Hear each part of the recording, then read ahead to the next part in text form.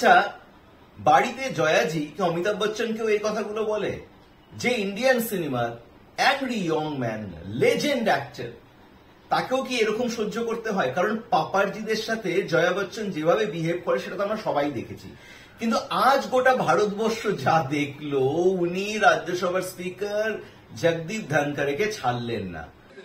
Sir, मैं जया अमिताभ बच्चन ये बोलना चाहती हूँ, मैं कलाकार हूँ, बॉडी लैंग्वेज समझती हूँ, एक्सप्रेशन समझती हूँ, और सर मुझे माफ करिएगा मगर आपका टोन जो है is not accept. We are colleagues sir, you may be sitting on the chair.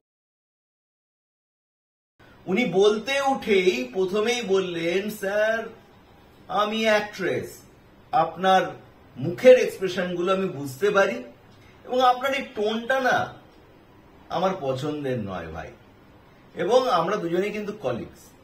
এটা কখনো হয়? আপনি ধরুন খুব একটা বিশাল বড় কলেজে চান্স পেয়েছেন, অ্যাডমিশন টেস্ট দিয়ে, ঠিক যেরকম আমাদের সাংসদরা নির্বাচিত হয়ে যায়, সেখানে একটা প্রিন্সিপাল আছে, সে প্রিন্সিপালকে যদি আপনি ডিরেক্ট বলেন আপনি আর আমি সেম কলিগ, তাই কখনো কি হয় জয়াজি?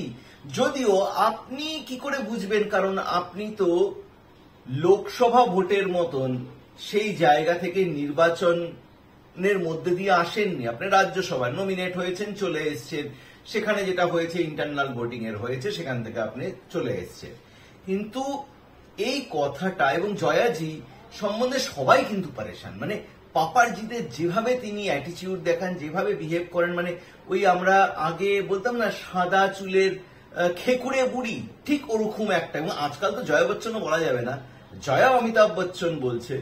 মানে এই ক্লিপ যেটা হয়েছে সেটা তো ভাইরাল একদম, এবং সবাই কিন্তু প্রশংসা করছে এই একটা বিষয়ে Jagdeep Dhankhar. জয়াজি, you earned a great reputation.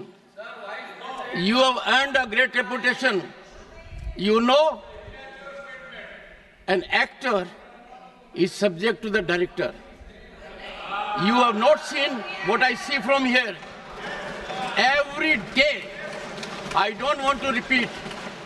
I don't want schooling. I am a person who has gone out of the way.